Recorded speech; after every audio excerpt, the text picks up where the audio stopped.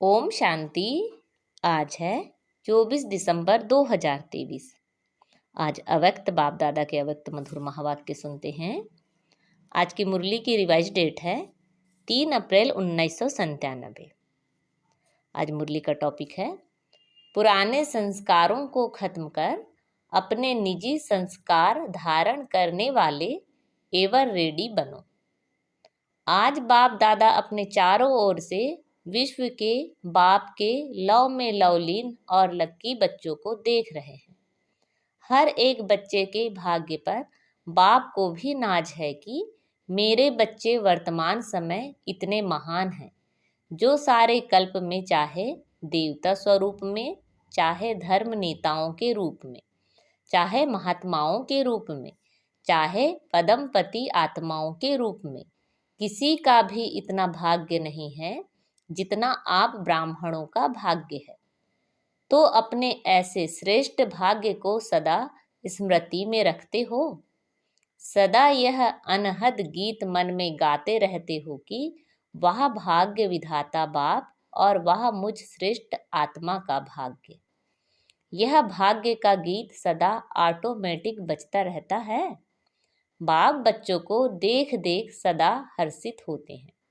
बच्चे भी हर्षित होते हैं, लेकिन कभी कभी बीच में अपने भाग्य को इमर्ज करने के बजाय मर्ज कर देते हैं। जब बाप देखते हैं कि बच्चों के अंदर अपने सौभाग्य का नशा निश्चय मर्ज हो जाता है, तो क्या कहेंगे? ड्रामा। लेकिन बाप दादा सभी बच्चों को सदा ही भाग्य के स्मृति स्वरूप देखना चाहते हैं। आप भी सभी चाहते यही है, लेकिन बीच में आ जाता है।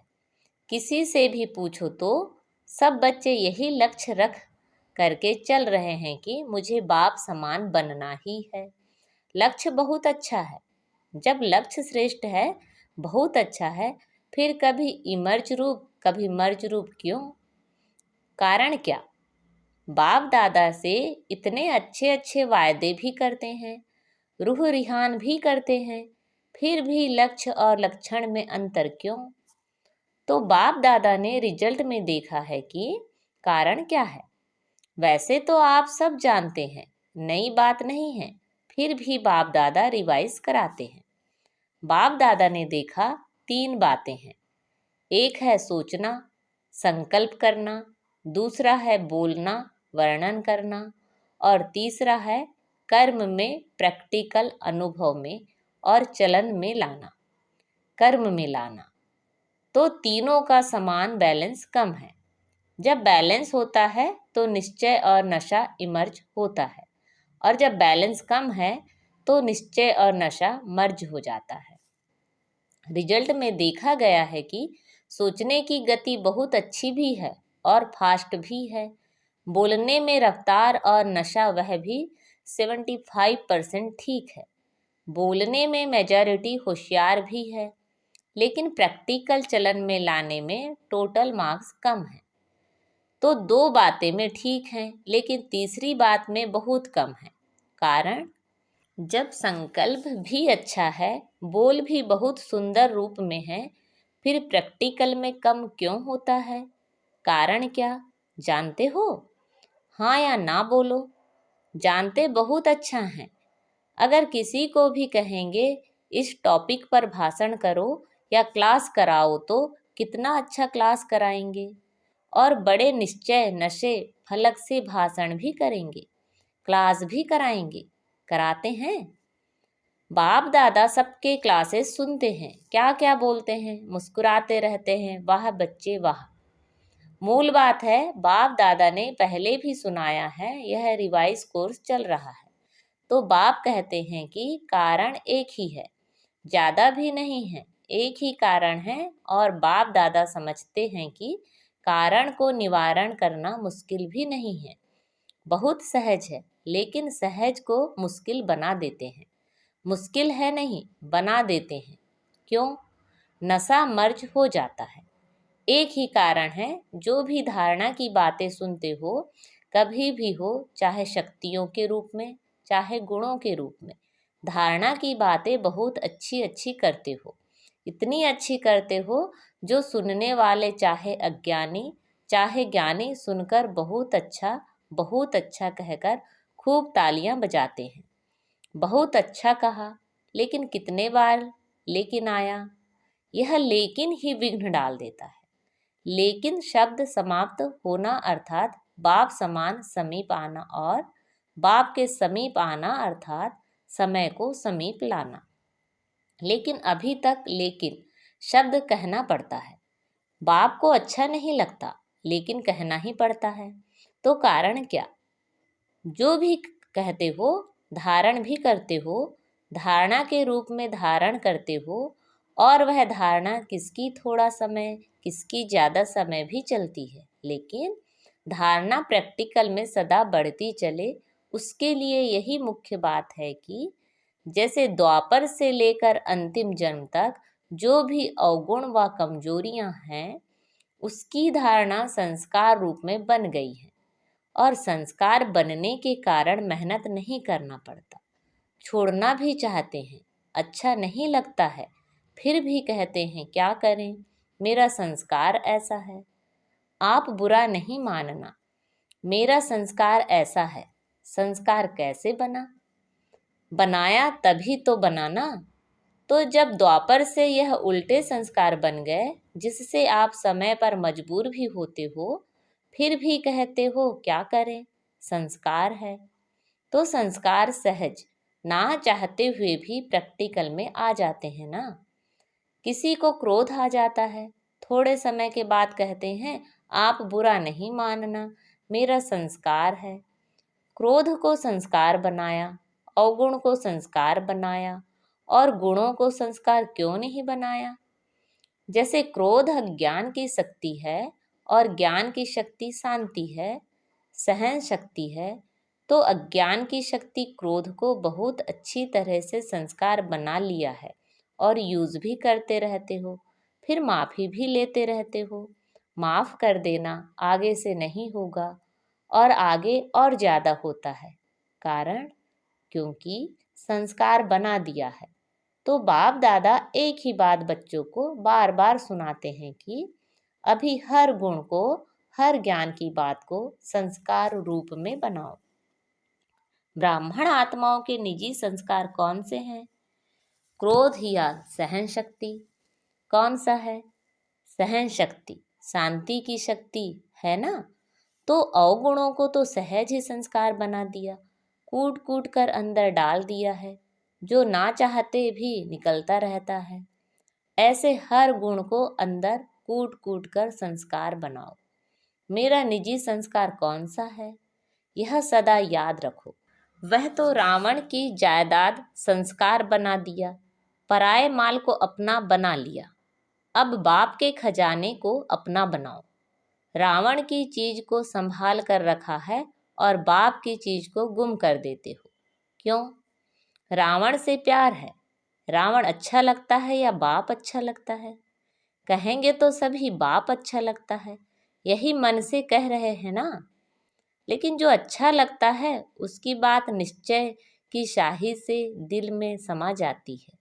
जब कोई रावण के संस्कार के वश होते हैं और फिर भी कहते रहते हैं बाबा आपसे मेरा बहुत प्यार है, बहुत प्यार है। बाप पूछते हैं कितना प्यार है? तो कहते हैं आकाश से भी ज़्यादा। बाप सुन करके खुश भी होते हैं कि कितने भोले बच्चे हैं।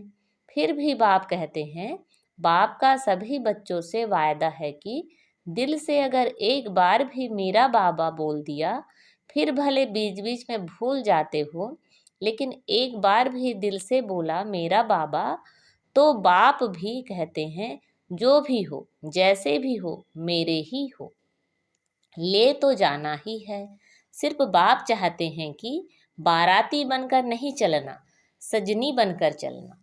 सुनकर के तो सभी बहुत खुश हो रहे हैं, अपने ऊपर हंसी भी आ रही है।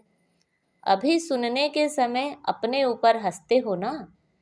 अपने ऊपर हंसी आती है और जब जोश करते हो तब लाल पीले हो जाते हो। लेकिन बाप ने रिजल्ट में देखा कि बच्चों में एक विशेषता बहुत अच्छी है। कौन सी?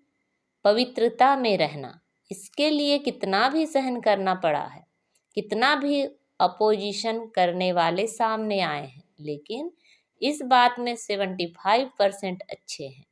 कोई कोई गसिया गपोड़ा भी लगाते हैं, लेकिन फिर भी 75% ने इस बात में पास होकर दिखलाया है। अब उसके बाद दूसरा सब्जेक्ट कौन सा आता है? क्रोध। देह भान तो टोटल है ही, लेकिन देखा गया है कि क्रोध की सब्जेक्ट में बहुत कम पास है। ऐसे समझते हैं कि शायद क्रोध कोई विकार नहीं है, यह शस्त्र है, विकार नहीं है। लेकिन क्रोध ज्ञानी तो आत्मा के लिए महाशत्रु है, क्योंकि क्रोध अनेक आत्माओं के संबंध संपर्क में आने से प्रसिद्ध हो जाता है और क्रोध को देख करके बाप के नाम की बहुत ग्लानि होती है। कहने वाले यही कहते हैं, देख लिया ज्ञानी तो आत्मा बच्चों को, क्रोध के बहुत रूप हैं। एक तो महान रूप आप अच्छी तरह से जानते हो, दिखाई देता है, यह क्रोध कर रहा है। दूसरा क्रोध का सूक्ष्म स्वरूप अंदर में ईर्ष्या, द्वेष, घृणा होती है।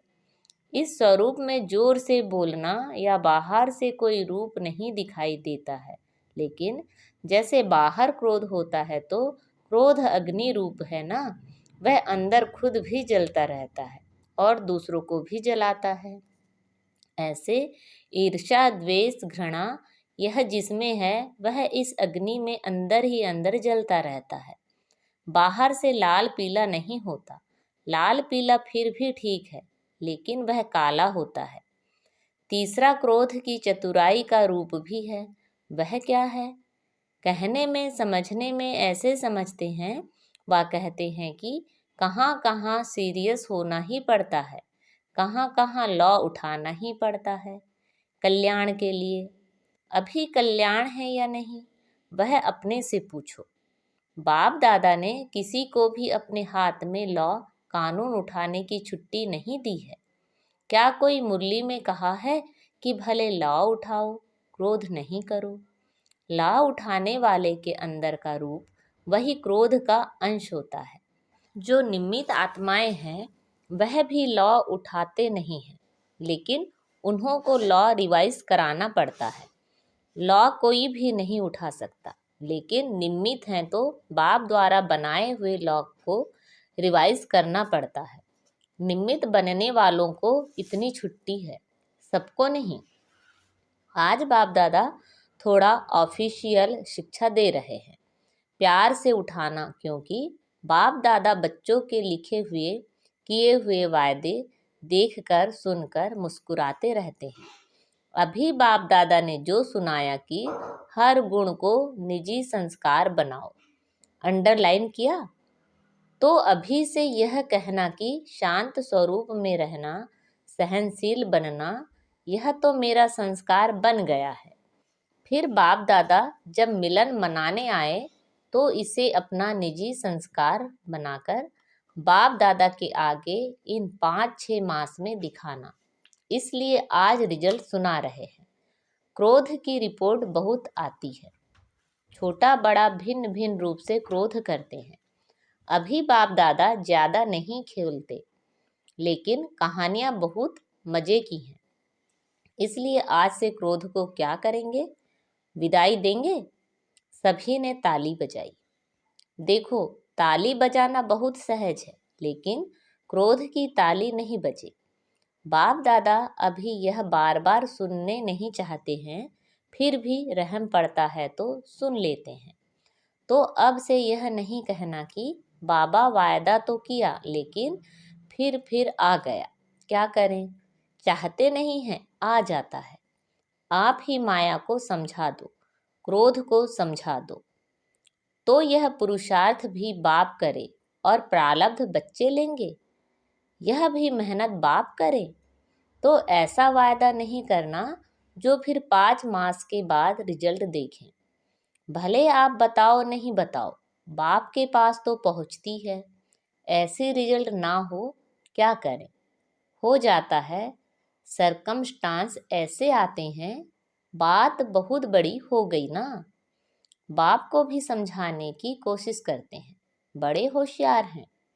कहते हैं बाबा, छोटी मोटी बातें हम पार कर लेते हैं, यह बात ही बड़ी थी ना। अभी दोष किस पर रखा? बात पर। और बात क्या करती है? आई और गई। 5,000 वर्ष के बाद फिर बात आएगी। जो 5,000 वर्ष के बाद बात आनी है उस पर दोष रख देते हैं। ऐसे नहीं करना। क्या करूं? यह संकल्प में भी नहीं लाना। बाप दादा क्रोध के लिए क्यों विशेष कह रहा है? क्योंकि अगर क्रोध को आपने विदाई दे दी तो इसमें लोभ इच्छा सब आ जाता है। लोभ सिर्फ पैसे और खाने का नहीं होता है, भिन्न भिन्न प्रकार की, चाहे ज्ञान की चाहे अज्ञान की कोई भी इच्छा, यह भी लोभ है। तो क्रोध को खत्म करने से लोभ स्वतः खत्म हो जाएगा, अहंकार भी खत्म हो जाएगा। अभिमान आता है ना, मैं बड़ा, मैं समझदार, मैं जानता हूँ, यह क्या अपने को समझते हैं? तब क्रोध आता है। तो अभिमान और लोभ यह भी साथ साथ विदाई ले लेंगे। इसलिए बाप दादा विशेष लोभ के लिए ना कह करके क्रोध को अंडरलाइन करा रहा है। तो संस्कार बनाएंगे। अभी सब हाथ उठाओ और सबका फोटो निकालो। सबने हाथ उठाया। अभी थोड़ी सी मुबारक देते हैं, बहुत नहीं। और जब फिर से रिजल्ट देखेंगे फिर वतन के देवताएं भी, स्वर्ग के देवताएं भी आपके ऊपर वाह वाह के पुष्प गिराएंगे। आज से हर एक अपने में देखे, दूसरे का नहीं देखना। दूसरे की यह बातें देखने के लिए मन की आंख बंद करना। यह आंखें तो बंद कर नहीं सकते ना, लेकिन मन की आंख बंद करना। दूसरा करता है या तीसरा करता है, मुझे नहीं देखना है। बाप इतना भी फोर्स देकर कहते हैं कि अगर कोई विरला महारथी भी कोई ऐसी कमजोरी करे तो भी देखने के लिए और सुनने के लिए मन को अंतर्मुखी बनाना। हंसी की बात सुनाए। बाप दादा आज थोड़ा स्पष्ट सुना रहे हैं, बुरा तो नहीं लगता है। अच्छा, एक और भी स्पष्ट बात सुनाते हैं।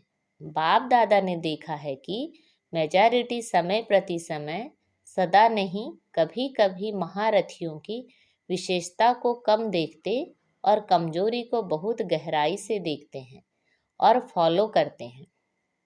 एक दो से वर्णन भी करते हैं कि क्या है, सबको देख लिया है। महारथी भी करते हैं, हम तो हैं ही पीछे। अभी महारथी जब बदलेंगे ना तो हम बदल जाएंगे। लेकिन महारथियों की तपस्या, महारथियों के बहुत काल का पुरुषार्थ उन्हों को एडिशन मार्क्स दिलाकर भी पास विद ऑनर कर लेती है। आप इसी इंतजार में रहेंगे कि महारथी बदलेंगे तो हम बदलेंगे, तो धोखा खा लेंगे। इसलिए मन को अंतर्मुखी बनाओ। समझा? यह भी बाप दादा बहुत सुनते हैं। देख लिया, देख लिया। हमारी भी तो आंखें हैं ना, हमारे भी तो कान हैं ना, हम भी बहुत सुनते हैं। लेकिन महारथियों से इस बात में रीस नहीं करना। अच्छाई की रेस करो, बुराई की रीस नहीं करो, नहीं तो धोखा खा लेंगे। बाप को तरस पड़ता है क्योंकि महारथियों का फाउंडेशन निश्चय अटूट अचल है।